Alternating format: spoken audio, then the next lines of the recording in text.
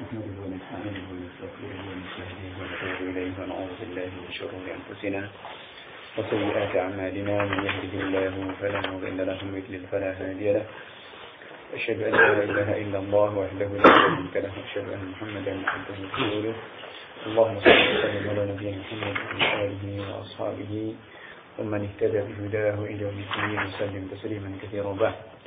Masyaallah ikhwah rahimani wa rahimakumullah.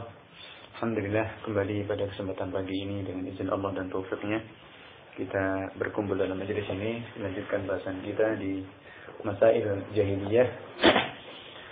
Apa yang sudah kita pelajari mudah-mudahan akan banyak mengoreksi kepada diri kita agar jangan sampai terkena imbas dari perkara-perkara jahiliyah tanpa kita sadar.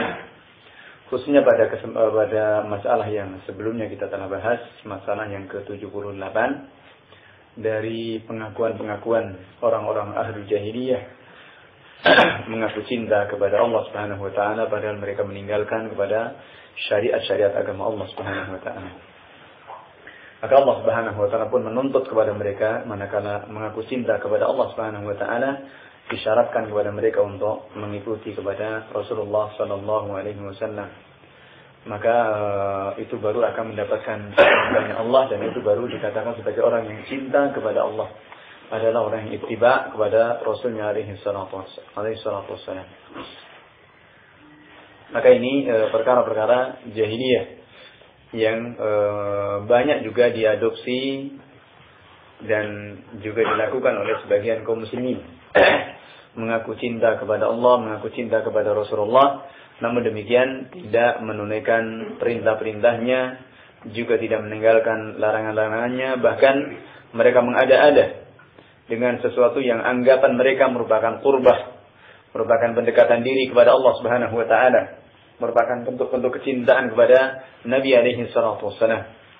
Maka tentunya orang yang cinta kepada seseorang tentunya akan tahu apa yang disenangi oleh yang dicintainya, atau juga akan melakukan dengan apa yang disukai oleh yang dicintainya. Maka kalau kemudian melakukan hal-hal yang itu malah menyebabkan murkanya, menyebabkan kebenciannya, maka itu bukan orang yang cinta dan tidak mungkin akan bisa mendapatkan cintanya yang dicintainya. Maka lebih baik kepada Allah Subhanahu wa taala, kepada Rasulnya alaihi salatu wassalam.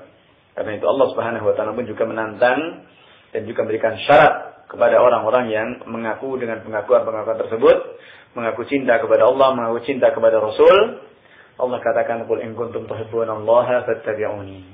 Katakan, jika kalian mengaku cinta kepada Allah, maka ikutilah aku. Yuhibbukumullah. Niscaya Allah akan mencintai kepada kalian. Maka ini kalau benar ya, pengakuannya. Maka kalau benar pengakuannya harus ittiba, harus mengikuti kepada Rasul alaihi salatu wassalam. Dan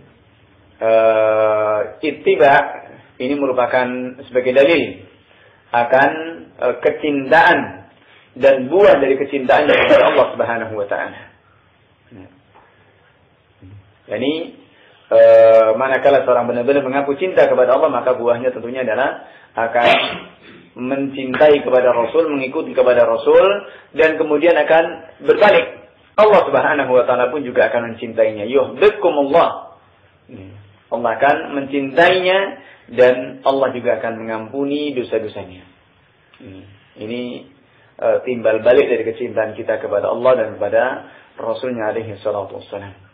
Maka demikian pula orang-orang yang mengaku cinta kepada Rasul alaihi salatu wassalam, maka diwajibkan juga atau disyaratkan baginya untuk mengikuti tuntunan-tuntunan beliau.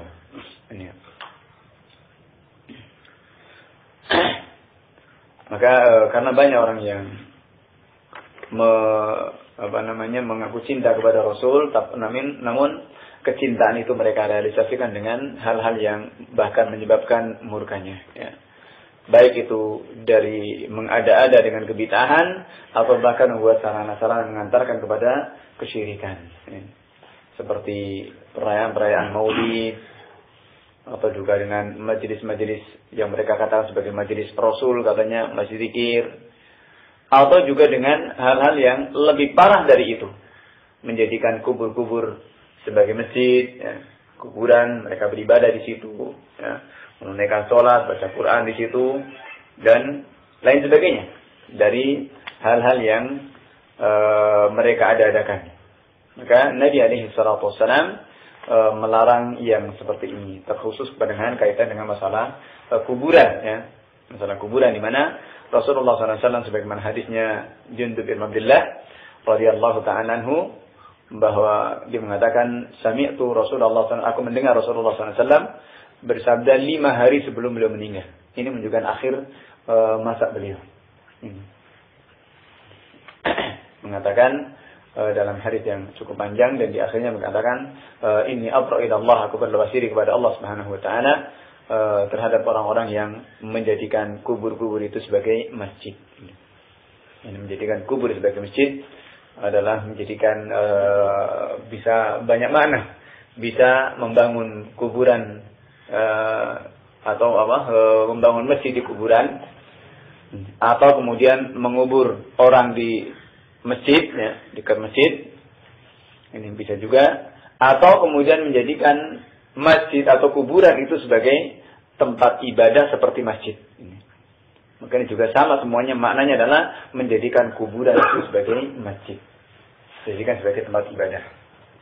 Dan ini dilarang, bahkan dilaknati, sebagaimana bahkan menjelang meninggalnya beberapa saat sebelum Rasulullah SAW meninggal. Sudah di pangkuan Aisyah radhiyallahu ta'ala anha, beliau mengatakan la'anallahu al-yahud wan nasara ittakhadhu quburan bi'ayyi masajid. Laknat Allah bagi Yahudi dan Nasrani ketika mereka menjadikan kubur-kubur para nabinya sebagai masjid. Namun ternyata ini adalah sunnahnya al-jahiliyah, sunnahnya kitabiyin, Yahudi dan Nasrani, ternyata diikuti juga oleh kaum muslimin. Ini adalah maksud dari perkara jahiliyah yang kaum muslimin itu jahil dengannya, ya. Kaum muslimin banyak tidak tahu dengannya. Allahumma musta'an. Dan ini perkara-perkara yang mengantarkan kepada kesyirikan. Bahkan ini merupakan syirik yang besar. Ini jemaah melakukan Allah Subhanahu wa taala. Karena itu hendaknya kita juga senantiasa mengoreksi dengan perkara-perkara yang kita jalani, agar jangan sampai umur yang pendek, kemudian waktu yang hanya sebentar, kemudian kesempatan beribadah juga sedikit, ya. Artinya kita beribadah kepada Allah pun juga hanya sedikit. Ini kemudian ternyata sia-sia, ya. Terkotori dengan berbagai noda, keyakinan kita dikotori dengan syirik, dengan khurafat, ya. Kemudian ibadah kita dicampuri dengan bid'ah dan muhdatsat, ya. Maka semuanya itu adalah akan menjadikan sia-sia. Maka sedikit yang bisa kita lakukan, mudah-mudahan itu barokah, ya. Nah, pertama adalah bisa ikhlas karena Allah, kemudian kedua sesuai dengan tuntunan, ya.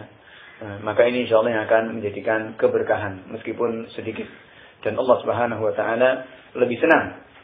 Bagaimana sabda Nabi alaihi salatu wasallam, ahabbul a'mali 'indallahi adwamuha wa in qalla. Yani amalan yang paling dicintai oleh Allah Subhanahu wa taala adalah yang terus-menerus, yang dilakukan meskipun sedikit. Yang sedikit yang bisa kita jalani namun bersih dari berbagai noda, ini lebih baik daripada kita semangat, kita banyak amalnya tapi kalau kemudian ternodai seperti itu, maka ini akan menjadikan sia-sia, haba'an mansura, debu yang berterbangan, ya. Nas'alullah salamatan afiyah. Ini kemudian berikutnya masalah yang ke-79, i'timaduhum 'alal amani al-kadzibah, ya. Sandaran mereka dengan angan-angan yang dusta. Kita lihat perkara jahiliyah yang juga diikuti oleh sebagian kaum muslimin tanpa disadarinya. Ini mereka tamanni, namanya tamanni itu ibarat orang Jawa bilang cabul gayuh lintang, ya, bagai pungguk merindukan bulan, ya. Sesuatu yang mustahil untuk didapatkannya, sesuatu yang bukan hal yang pasti. Maka ini tamanni. Taman ini harapan, tapi harapan yang kecil kemungkinan bisa didapatkannya. Allah Subhanahu wa taala mensitir perkataan mereka, mengatakan lan tamassana an-naru illa ayyaman ma'dudah, kata mereka. Kami tidak akan tersentuh oleh api neraka kecuali hanya ayyaman ma'dudah, katanya. Hanya berapa hari saja yang bisa dihitung. Kalau toh kami punya dosa, kami paling disiksa hanya sebentar saja. Dan bahkan mereka mengatakan, la yadkhulul jannata illa man kana hudan aw nasara. Tilka amaniyuhum. Tidak akan masuk ke dalam surga kecuali orang-orang yang Yahudi atau Nasrani. Tilka amaniyuhum. Maka itulah amani mereka. Itulah angan-angan mereka. Maka Allah menantang, qul hatu burhanakum in kuntum shadiqin. Katakan, buktikan. Kata Allah, qul hatu burhanakum. Datangkan bukti kalian jika apa yang kalian omongkan itu benar. Kalau kalian adalah orang-orang ahli jannah, orang-orang yang dicintai Allah, atau mereka mengakui kalau mereka adalah anak-anak Allah, nahnu abna'ullahi wa ahibba'u, katanya. Kami adalah anak-anak Allah dan yang dicintainya. Mengapa Allah Subhanahu wa taala menurunkan siksa kepada kalian? Ya. Dan banyak Allah mengadab kepada bangsa kalian dari ashabul bahar, ya, orang-orang di pinggir pantai yang Allah robah mereka dengan kerak dan babi, ya. Kunu qiradatan khasi'in, jadi kera-kera yang hina. Ini Bani Israil, ya. Kemudian juga berbagai hal, ya, Allah Subhanahu wa taala timpakan kepada mereka. Dan sampai sekarang pun juga terlunta-lunta, ya, masih dipermasalahkan, bahkan sekarang kemudian ngerampok dan ngerampas dari negaranya kaum muslimin, ya. Ini mana dalil kalau mereka adalah adalah ahlul jannah, ya. Maka ini mereka, jadi berangan-angan.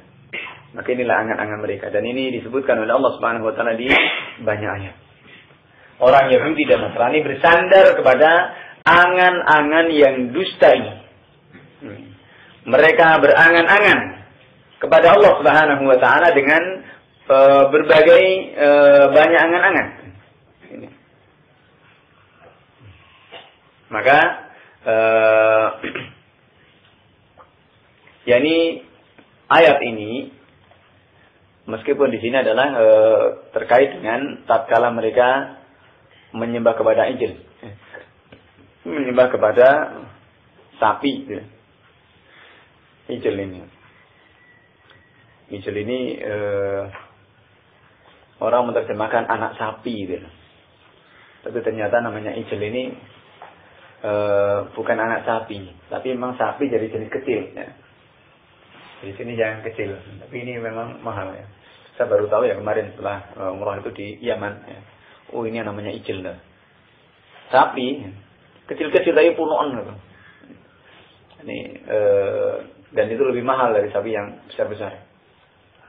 Ini namanya ijil yang sering disebutkan oleh Allah Subhanahu wa taala dalam Al-Qur'an dari kisahnya Nabi Ibrahim alaihissalam ketika menghormati tamunya, itu para malaikat yang datang, ya. Ini faqarrabahu bi'ijlin samin. Faqarrabahu bi'ijlin samin. Dihormatinya tamunya itu dengan ijil yang gemuk, ya. Disembelihkan sapi ini. Kemudian juga di kisahnya Nabi Musa alaihissalam ketika ditinggal di Bukit Sinai, kemudian mereka dengan Samiri ini kemudian membuat patung patung sapi ini. Jadi sekarang pun juga orang menjadi patung sapi itu pun juga jadi semacam kayak ada keyakinan tertentu. Ini ijil, ya. Maka ini terjadi tatkala mereka ditinggal oleh Nabi Musa alaihissalam. Kemudian sepulangnya, kemudian mereka diharji dan dimarahi oleh Nabi Musa alaihissalam. Setelah sebelumnya adalah Nabi Harun yang kena sasaran, ya, oleh Nabi Musa alaihissalam. Sudah dipegang jenggotnya dan kepalanya. Kemudian diingatkan oleh Nabi Harun alaihissalam, la yabna ummah, la ta'khudh bi lihyati wala bi ra'si. Jangan engkau ambil jenggot dan kepala saya ini. Ya. Kemudian diingatkan dan ini memang ngeyelnya dari orang-orang Bani Israil yang sudah banyak diingatkan, namun tetap mereka ngeyel. Padahal yang mengingatkan juga Nabi Harun alaihissalam. Akhirnya kemudian Allah Subhanahu wa taala timpakan kepada mereka berbagai ujian, siksaan. Di antaranya mereka tersesat ya. Kemudian juga banyak hal ya. Mereka terlunta-lunta. Maka meyakini kesalahan mereka dalam menyembah ijel ini pun mereka mengatakan kalau kami pun hanya sebentar saja. Itu kan kesalahan sedikit. Ini anggapan mereka. Menganggap bahasanya perbuatan dosanya itu hanya sedikit saja. Maka ini mereka, dan itu terkadang juga kadang juga nempel pada kita yang seperti ini. Maka Allah Subhanahu wa taala membalas dan juga membantah kepada mereka, qul attakhadtum indallahi ahda fala yukhlifallahu ahdah am taquluna 'ala Allahi ma la ta'lamun. Katakan, apakah kalian telah mengambil janji di sisi Allah Subhanahu wa taala? Fala yukhlifallahu ahda, maka Allah tidak akan menyelisih janjinya. Am taquluna 'ala Allahi ma la ta'lamun, ataukah kalian mengatakan atas nama Allah sesuatu yang kalian tidak mengetahuinya? Dan ini paling besar. Dosa besar paling besar, bahkan dikatakan lebih besar dari syirik. Ya. Berkata atas nama Allah dengan tanpa ilmu, ini lebih besar dari syirik. Kenapa? Karena syirik itu kan menyekutukan Allah. Ya. Menjadikan bagi Allah itu ada sekutu. Tapi kalau berkata atas nama Allah dengan tanpa ilmu, maka ini menjadikan dirinya, sebagai sekutu bagi Allah Subhanahu wa taala. Ya. Berkata atas nama agama, berarti apa? Menjadikan dirinya sebagai sekutu. Bukan lagi menjadikan Allah sebagai sekutu, pakai dirinya sendiri. Dan ini sebenarnya lebih besar. Artinya mensejajarkan dirinya dengan Allah Subhanahu wa taala. Ta'ala Allahu ma yaquluna 'uluwan kabira.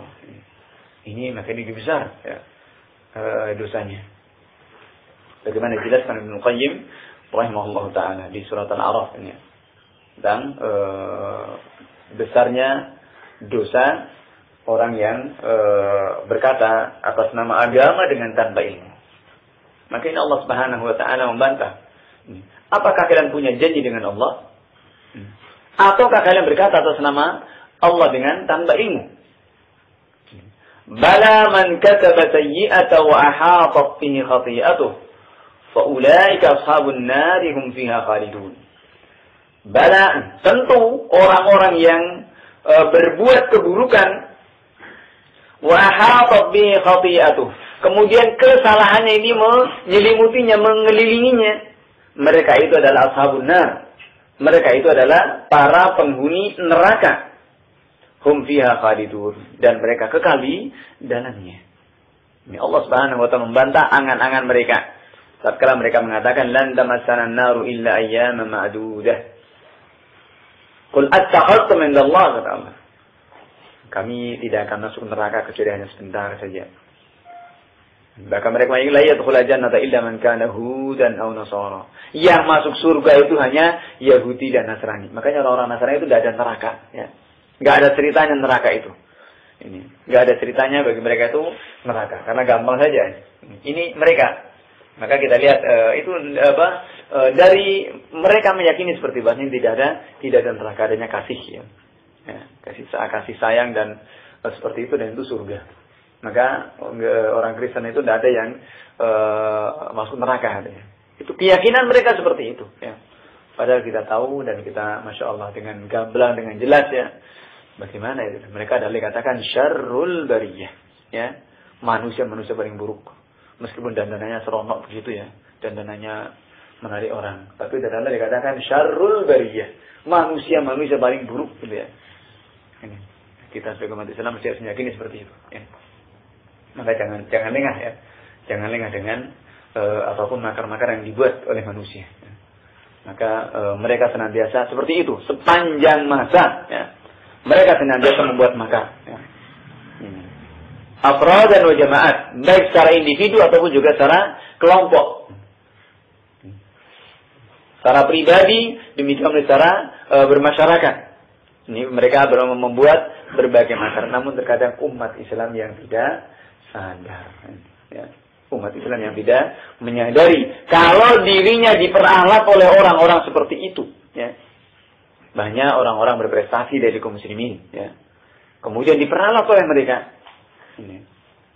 Yang kemudian kita lihat Allah musta'an. Ya. Ini kadang-kadang kurang disadari oleh kaum muslimin itu sendiri. Ketika termakan dengan berbagai hal, ya, dengan tanpa kemudian memperhatikan kepada agamanya, ya. Ini, dengan humanismenya, dengan demokrasinya, atau dengan pergaulannya, dengan apa saja yang sesuatu yang itu jadi glamor, ya. Ya, dianggap orang adalah baik. Akhirnya kemudian ukuran baik itu adalah diukur dengan penilaian orang kepada dirinya. Ya. Ini tanpa kemudian menimbang kembali apa di belakang dan di balik itu semuanya. Ini. Nasallallahu alaihi wasallam. Maka kita harus sadar, dan itu baik dalam tingkat regional, lingkup kecil, ataupun juga dalam lingkup internasional. Sekarang ini, apapun mereka gunakan untuk bagaimana umat Islam itu lalai dari agamanya, agar mereka bisa isti'badun nas, dan itu tujuan mereka, memperbudak manusia, khususnya kaum muslimin. Bagaimana supaya kaum muslimin itu jadi budak, menjadi alat mereka. Ini yang kurang disadari dan banyak tidak menyadari. Dan sekarang umat Islam hanya ikut-ikutan saja, dengan alasan minoritas, membela kepada minoritas, dengan alasan humanisme, dengan alasan sosial, dengan macam-macam. Dan kemudian senjata pamungkas mereka HAM. Ini ya. Ini mereka, maka kita mesti harus menyadari itu. Dan itu di seluruh dunia. Keributan-keributan yang terjadi adalah biang di balik itu semua adalah mereka, Yahud dan Nasrani. Orang-orang Yahudi dan orang-orang Nasrani. Apalagi sekarang ini orang-orang Rafidhah, orang-orang Syiah pun juga banyak menyuarakannya. Yang di Indonesia dalam lingkup kecil ini juga mulai mereka bersuara karena merasa dibela oleh orang-orang yang katanya humanisme, orang-orang jilan misalnya, minoritas. Kemudian yang jadi alasan malah orang Solo, ya. Ini orang Solo, orang Syiahnya Solo bisa aman-aman saja. Komentarnya kan begitu. Di media-media kita agak seperti itu, ya. Ini. Beralasan dengan itu. Oh, di Solo bisa aman, kenapa di Madura nggak bisa nyaman, ya? Bisa hidup katanya di Solo. Mungkin di Solo ini banyak, ya. Nah, tinggal tunggu waktunya saja. Ini. Dan kalau mereka berkuasa, umat Islam mesti yang paling pertama kali akan mereka hajar. Ini hasad yang luar biasa. Dan mereka adalah pengkhianat. Ya, kalau kita memahami, kita tahu bagaimana sejarah mereka, sejarahnya Ibnu Al-Qami. Kemudian sejarah dari sejarahnya Abdullah bin Sabah. Kemudian juga sampai kemudian yang jadi korban itu dulu bukan orang-orang sembarangan, ya. Padahal khiyarun nas, manusia-manusia pilihan. Husain bin Ali, ya. Abi Thalib yang dirayakan oleh orang-orang Syiah, hakikatnya mereka itu sendiri. Ini. Kalau kemudian kita mau melihat sejarah, mengaca kembali kepada sejarah, itu dalam pengkhianatan dari mereka yang sebelumnya dikorban adalah Muslim bin Aqil. Ya. Dan itu terus seperti itu. Dan paling besar adalah pengkhianatannya Ibn Al-Qami, Rafidhi di Baghdad. Sampai membuka pintu kepada orang-orang Tartar yang kemudian menghancurkan Baghdad yang merupakan negeri ilmu dan negeri ulama saat itu. Negeri ilmu dan negeri ulama saat itu. Maka kemudian juga dari Bani Fatimiyah. Sampai tuh yang pertama kali mengadakan acara Maulid Nabi itu mereka, orang-orang Syiah dari Bani Fatimiyah di Mesir, ya. Umat Islam banyak nggak tahu, nggak ngerti. Pindahan dari Maroko, misalnya mereka punya kekuasaan di Maroko, kemudian tergeser, kemudian nyebrang ke Mesir, sama-sama di Afrika masih ya sekarang ini ya. Ini karena memang dulu pun juga penyeberangan sampai ke Andalusia pun juga dari Mesir, ya. Dari Mesir ke Afrika Utara, itu kemudian nyebrang ke Spanyol dan seterusnya, ya. Itu dari situ. Dan ini sejarah kalau kemudian kita, masya Allah. Ya. Ternyata banyak dibuli umat Islam hanya Allah musta'an, hanya terima begitu saja. Dan kadang-kadang kita kurang yakin dengan makin pentingnya mengkaji ayat Allah Subhanahu wa taala. Kadang-kadang kita kurang yakin dengan berita dari Al-Qur'an dan lebih kita menerima dari Yahoo News, ya. Atau dari itu news-news yang ada di dunia maya itu, Allah musta'an. Ini lebih menghebohkan kita daripada Al-Quran yang Karim. Ini kita lihat. Ya, maka kita mensikap yang seperti itu. Ini masya Allah, mass media mereka kuasai. Ini yang tiada lain adalah akhirnya umat Islam yang diperalat. Nasallallahu alaihi. Sekali lagi hidup itu sebentar. Ya. Jangan kemudian kita korbankan ya, untuk seperti itu. Maka kita kaji betul. Jangan sampai kita menjadi budak-budaknya mereka tanpa kita sadari. Karena mereka tujuannya Yahudi itu jelas isti'badun nas. Dari kongres di Wina pertama kali dulu itu adalah intinya semuanya adalah isti'badun nas. Bagaimana mereka berusaha untuk memperbudak manusia, memperalat manusia. Semuanya lebih lagi kepada kaum muslimin. Ini menjadi TO yang paling utama mereka. Maka kalau kemudian kita melihat sejarah di awal dakwahnya Rasulullah SAW dari orang-orang Yahudi yang masuk Islam, dan kemudian baik Islamnya, ini juga kita lihat bagaimana kesaksian mereka ya, dari kebobrokan moral dari orang-orang Yahudi ini. Nah kita lihat bagaimana Allah Subhanahu Wa Taala membantah angan-angan mereka dan juga provokasi mereka ini. Allah Subhanahu Wa Taala juga membantah surat Al-Imran. Alam tara ila alladziina utu nasiban minal kitab yud'auna ila kitabillah liyahkuma bainahum thumma yatawalla fariqum minhum wa hum mu'ridun.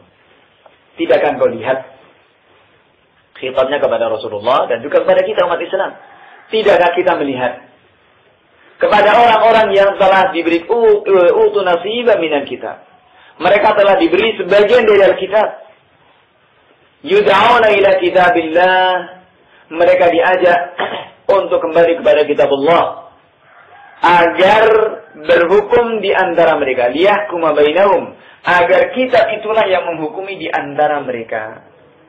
Namun apa? Tsumma yatawalla fariqum minhum, sekelompok dari mereka berpaling, menghindar, wa hum mu'ridun, dan mereka berpaling, menghindar dari ketentuan-ketentuan kitabullah yang turun kepada mereka. Kenapa? Dzalika bi annahum qalu lan tamassana an-nar illa ayyaman ma'dudat, katanya. Hal itu karena mereka mengatakan kami tidak akan masuk neraka kecuali hanya waktu yang sebentar saja. Ayyaman ma'dudat, hari-hari yang bisa dihitung. Wa gharrahum fi dinihim ma kanu yaftarun. Maka mereka tertipu dengan agama mereka dari apa yang mereka ada-adakan. Iftira'nya. Yang mereka mengada-ada. Fakaifa idza jama'nahum liyaumin la raiba fihi wa wufiyat kullu nafsin ma kasabat wa hum la yuzlamun. Maka bagaimana tatkala kami mengumpulkan mereka di hari yang tidak ada keraguan padanya? Mahsyar. Dari hisab. Bagaimana tatkala kami mengumpulkan, ya Allah Subhanahu wa taala mengumpulkan mereka di hari kiamat. Wa ufiyat kullu nafsin ma kasabat, dan akan dipenuhi masing-masing orang, masing-masing jiwa dengan apa yang dilakukannya, akan dibalas dengan apa yang dilakukannya.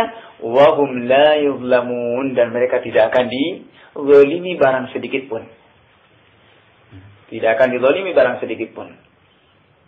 Ini khonafidin insyaallah, Allah Subhanahu wa taala membantah. Tunggu. Boleh kalian berangan-angan seperti itu. Boleh, silakan. Namun tunggu. Allah Subhanahu wa taala menantang dan mengancam pada mereka, tunggu tatkala tiba hari kami kumpulkan kalian semua.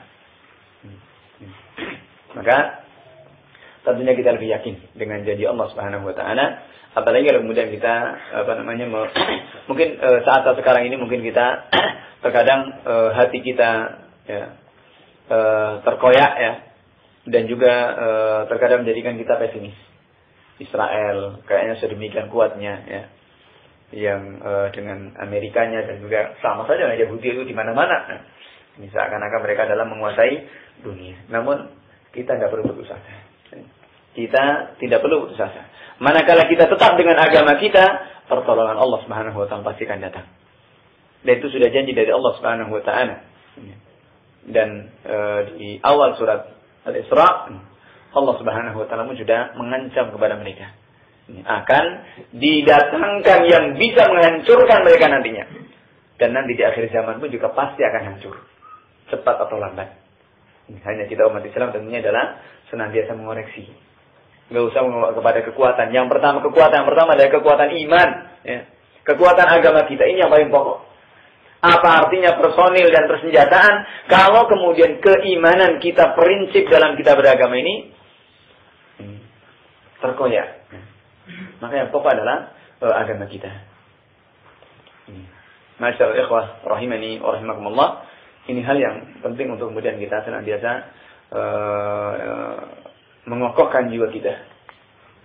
Jangan sampai dengan membaca berita ini itu dan semacam ini kemudian kita merasa lemah ya. Maka membaca asyratus saah dari tanda-tanda hari kiamat pun ini akan membahagiakan kepada kita. Pohon nanti di akhir zaman pun juga mereka akan hancur. Cepat ataupun lambat. Apalagi dengan ancaman-ancaman Allah Subhanahu wa taala ini. Yang jelas kita harus memperhatikan bagaimana cara-cara mereka, perilaku-perilaku mereka yang merupakan perilaku jahiliyah ini, jangan sampai kemudian kita adopsi, jangan sampai kemudian kita mengikutinya. Dan Allah Subhanahu wa taala banyak dalam Al-Qur'an membantah tentang mereka. Karena mereka sebenarnya orang-orang yang kemaki.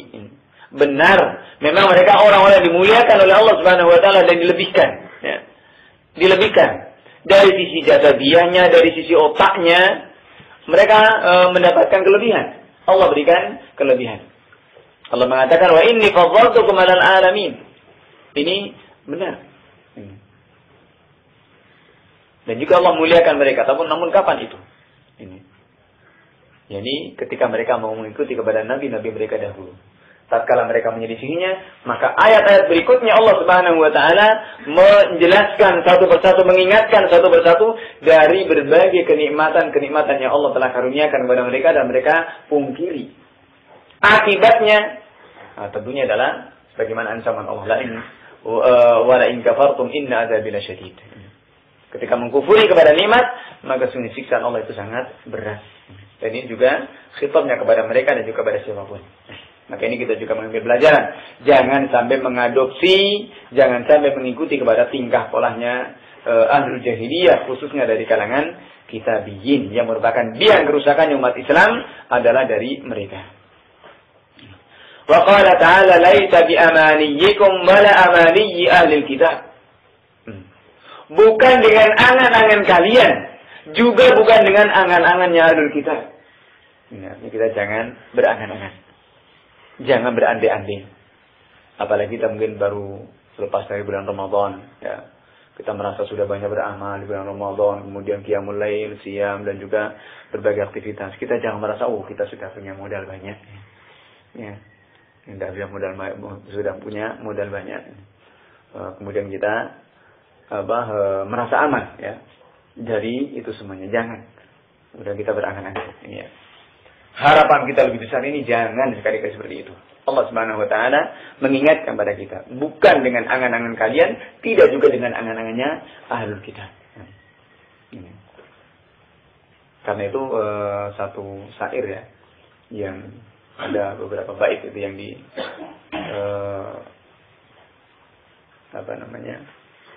dibacakan yang ditulis oleh muridnya Imam Ahmad. Kemudian dibacakan di hadapan Imam Ahmad. Ini syair yang agak panjang. Kemudian Imam Ahmad pun juga mendengar syair itu dibacakan. Kemudian beliau pun berapa hari kemudian mengulangi lagi syair itu dan beliau menangis. Sampai-sampai muridnya mengatakan hampir-hampir beliau mau meninggal gara-gara membaca syair itu. Dan syair itu mengungkapkan tentang bagaimana ketika Allah Subhanahu wa taala bertanya, "Tidakkah engkau malu? Tidakkah engkau malu kepadaku tatkala engkau datang dengan maksiat? Engkau sembunyikan dosa dari manusia, dari makhlukku, dan engkau datang kepadaku dengan maksiat." Ini kemudian yaitu diantaranya syair-syair yang menunjukkan seseorang yang lalai, seakan-akan dirinya menjamin dirinya tidak akan mati, ataupun kalau toh mati kemudian akan mendapatkan ampunan. Maka ini syair yang panjang yang mengingatkan kepada kita. Sebagaimana juga syair-syairnya Abu Nuwas, Abu Nawas. Kisah Abu Nawas itu yang kita banyak kisah jenaka itu ya. Nah, kisah-kisah itu juga tidak tahu benar tidaknya di Mazharun Ar-Rasyid. Tapi tentang siapa Abu Nawas itu memang ada. Ya. Artinya orang itu ada, dan dulunya beliau adalah seorang khamar, ya. Seorang peminum khamar. Ya. Seorang penyair memang, tapi mudminul khamar, candu dan berat. Ya. Sampai syair-syairnya di awal syair-syairnya itu juga memuji, mensifati khamar itu luar biasa. Ya. Dan itu saya pelajari juga di Adabul Arabi syair-syairnya. Namun di akhir sepertinya di akhir masanya, di akhir hidupnya, kemudian beliau bertaubat. Dan dengan syair-syair yang banyak ya, yang menunjukkan taubatnya. Menunjukkan taubat. Termasuk juga yang sering banyak didendangkan oleh orang-orang NU itu ya, dalam azan dan iqamah biasanya itu puji-pujian itu ya. Itu sering. Itu banyak. Saya dulu nggak begitu paham. Oh, ternyata setelah saya pelajari ini syairnya Abu Nawas ini. Ilahi lastu dil firdausi ahla walal aqwa 'ala an-nari jahimi wa hab li taubatan faghfir dhunubi fa innaka ghafiru dhanbin 'azimi. Ilahi ya Allah, lastu dil firdausi ahla. Aku bukan ahlinya untuk masuk ke dalam surga Firdaus. Walal aqwa 'ala an-nari jahimi. Namun aku tidak kuat untuk masuk ke dalam neraka. Wahab li taubatan faghfir dhunubi, maka berikanlah taubatmu untukku dan ampunilah dosa-dosaku. Fa innaka ghafiru dzambin 'azimi. Dan sungguhnya engkau adalah maha pengampun dari dosa yang besar. Dan ini panjang sebenarnya. Syair-syair beliau buat menunjukkan kesadaran beliau. Ini. Kemudian ilahi, abdukal 'asi ataka. Ya Allah, hambamu yang maksiat ini datang kepadamu. Muqirran bidzunubi wa qad da'aka, mengikrarkan, mengakui dengan dosa-dosanya dan menyeru kepadamu. Fa in taghfirli fa anta lidzalika ahlun. Jika engkau mengampuniku maka engkau lah ahlinya, yang berhak mengampuni. Fa in lam taghfirli fa man narju siwak. Dan jika engkau tidak mengampuniku, kepada siapa lagi aku berharap. Ini juga menunjukkan buntunya harapan manakala tidak mendapatkan ampunan dari Allah Subhanahu wa taala. Ini syair-syair itu yang mengingatkan juga kepada kita supaya kita juga jangan banyak berangan-angan ya. Jangan merasa sudah banyak berbuat amalan yang baik. Karena Allah Subhanahu wa taala menilai kita juga tidak ada jaminan apakah amal baik kita diterima atau tidak, kita juga enggak ngerti. Demikian pula dalam kita menunaikan kewajiban, apakah juga sempurna atau tidak, juga kita tidak ngerti. Hanya harapan saja. Semoga Allah Subhanahu wa taala pun juga senantiasa memberikan sabar, istiqamah ya, dalam kita menjalani kewajiban-kewajiban yang dibawakan kepada kita. Maka ini kita lihat bagaimana Allah Subhanahu wa taala juga membantah kepada mereka, laisa bi amaniyikum wala amani ahli kitab. Bukan dengan angan-anganmu, dia juga tidak juga dengan angan-angannya ahli kitab. May ya'mal su'an yujza bihi. Siapapun orangnya yang berbuat keburukan, yujza bihi, akan mendapatkan balasannya. Ini.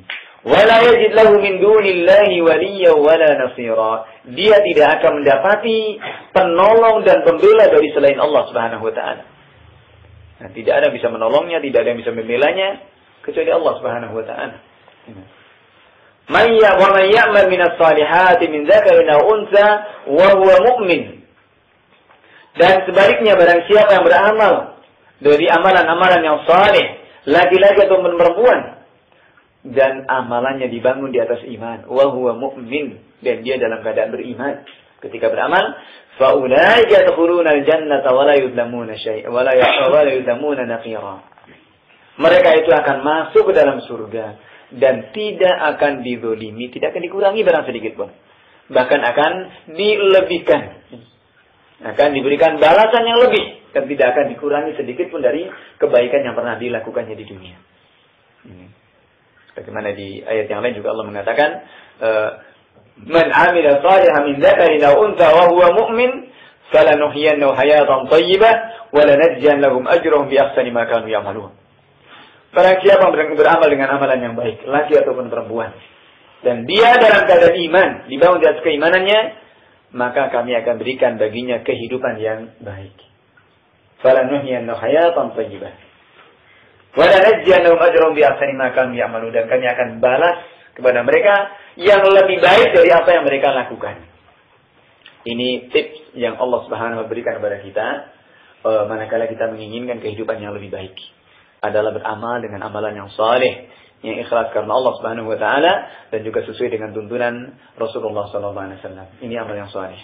Yang itu semuanya dibangun di atas keimanan kita kepada Allah Subhanahu wa taala dan kecintaan kita kepadanya. Maka ibadah kita kepada Allah dibangun dengan mahabbah dan ta'zim, ya. Dengan mahabbah, dengan rasa cinta, kita akan terasa ringan dalam kita menjalankan perintah, kewajiban, dan demikian pula dengan ta'zim itu akan menjadikan kita juga ringan dalam kita meninggalkan hal-hal yang dilarang. Karena pengagungan kita kepada Allah Subhanahu wa taala, karena haibah kita yang merasa ijlal, memuliakan kita kepada Allah Subhanahu wa taala. Maka sesuatu yang berat untuk kita tinggalkan pun akan terasa ringan kalau memang itu dilarang oleh Allah Subhanahu wa taala. Ini barangkali yang kita bahas pada kesempatan ini. Mudah-mudahan mengingatkan kepada kita semuanya untuk bisa senantiasa diberikan sabar dan istiqamah di hari-hari yang baik ini. Bulan Syawal, sebentar lagi bulan Dzulqa'dah, Dzulhijjah, Muharram, ini juga merupakan bulan-bulan baik. Ya. Ini bulan baik. Mudah-mudahan juga baik untuk semuanya, ya. Baik dari usaha kita, baik juga amal kita, ya. Karena bulan Dzulqa'dah, Dzulhijjah, Muharram ini merupakan Ashhurul Hurum, ya. Bulan-bulan dimuliakan oleh Allah Subhanahu wa taala, maka kita pun juga harus memuliakannya. Dengan usaha kita yang baik, dengan amal kita yang baik, maka kita berharap mudah-mudahan ini adalah merupakan bulan baik bagi kita. Ini bukan feng shui atau apa itu, bukan. Tapi ini adalah nas dari Allah Subhanahu wa taala, itu bulan baik bagi kita. Dari Ramadan, Syawal, Dzulqa'dah, Dzulhijjah dan Muharram. Ini adalah bulan-bulan baik bagi kita untuk menabung, bercocok tanam dan mendekatkan diri kita kepadanya. Amin ya rabbal alamin. Wallahu ta'ala alam. Subhanaka wa bihamdika asyhadu an la ilaha illa anta astaghfiruka wa atubu ilaik. Walhamdulillahirabbil alamin. Assalamualaikum warahmatullahi wabarakatuh.